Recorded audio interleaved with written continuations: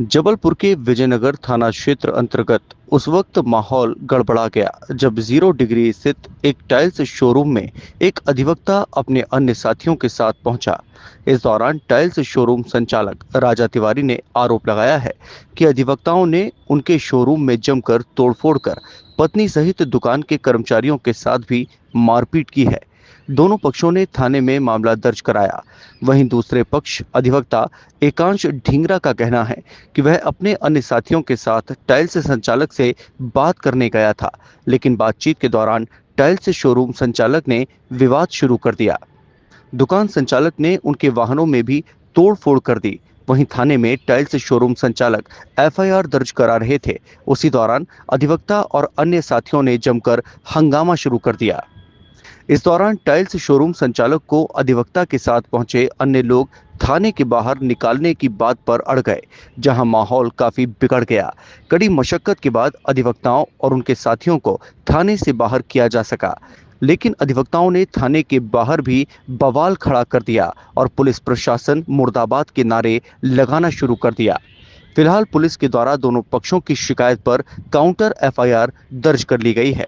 हरीशोभा tiles and marble का owner JDA scheme 41 number Vijaynagar road पर रहता हूँ। नीचे मेरा शोरूम है, 2 फ्लोर में ऊपर मेरा घर है। मेरे बगल में एक ढींगरा जी हैं, सुनील ढींगरा, उनकी बिल्डिंग बन रही है। तो 3 एक साल से वो परेशान कर रहे हैं, बिल्डिंग बना रहे हैं तो गलत तरीके से बना रहे हैं। उससे मेरी बिल्डिंग में पूरे में क्रैक आ गया नीचे से ऊपर तक। मैंने कई बार समझाया कि यार इसको सही करवा लो, ऊपर अब छज्जा निकाल दिया, पानी आता है। सामने भी एक टपरा बना रखा है, वो भी गैर कानूनी है, उससे भी 3-4 एक्सीडेंट हो चुके कस्टमर्स के। मैंने उनको 3 में कई बार बोला आप मेरी सीडीआर भी निकाल के चेक कर सकते हैं।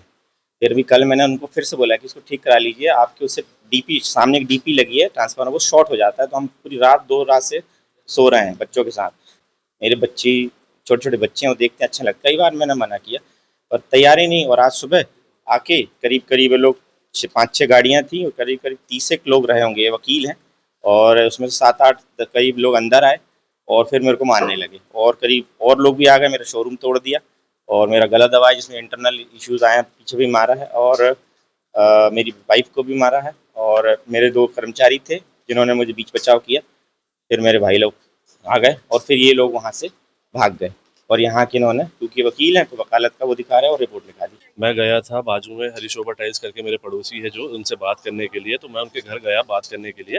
तो वहाँ पे इन लोगों ने मेरे से मारपीट चालू कर दी। मेरे साथ अन्य 2-3 अधिवक्ता और थे जो हम लोग बात करने गए थे शांतिपूर्वक, जिसकी बाकायदा मेरे पास रिकॉर्डिंग भी है। इनने हाथापाई हम लोगों से करना चालू कर दी। जैसे तैसे हम लोग जान बचा के अपनी बाहर निकले तो इनने हमारी गाड़ी फोड़ डाली। गाड़ी की आप हालत देख सकते हैं किस तरीके से इन्होंने हमारी दोनों गाड़ियों के साथ वो किया है। और उसके बाद फिर जब हम लोग यहाँ थाने आए तो थाने में भी आने के बाद यहाँ पे पुलिस वालों के सामने भी गंदी-गंदी गालियाँ दे रहे हैं और इस तरीके से हम लोग के साथ बात कर रहे हैं और पुलिस भी हमारे साथ जाँच में सहयोग करने में तैयार नहीं है।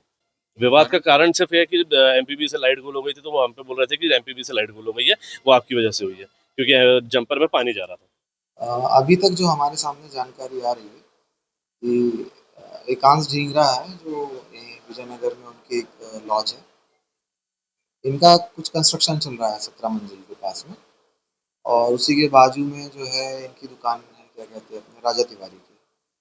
तो राजा तिवारी का कहना ये था कि इनका जो अंडर कंस्ट्रक्शन बिल्डिंग है जो वहाँ से कुछ पानी जो है डीपी में जा रहा था जिसकी वजह से डीपी बार-बार खराब हो रही थी। इसी बात को लेकर जो है 1 दिन पहले इनकी कुछ बातचीत हुई होगी। उसी बातचीत के संदर्भ में आगे ये बात करने आज गए होंगे एकांश ढींगरा की दुकान पे। वहाँ बातचीत के दौरान की फिर वहाँ पर वाद विवाद ज़्यादा हो गया। वाद विवाद हुआ तो दोनों पक्षों में मारपीट हुई है, गाली गलौच हुई है और दोनों पक्ष थाने में उपस्थित हुए हैं आज। तो इसमें अभी दोनों पक्षों का मुलाहिजा करवाया गया है और आगे जो भी वैधानिक कार्रवाई होगी वो कर रही है। एफआईआर होगी, काउंटर को अपना केस। अभी एक पक्ष की तरफ से एफआईआर हो गई है, तो दूसरा पक्ष एमएलसी के लिए गया हुआ है। उसके बाद जो भी वैधानिक कार्रवाई होगी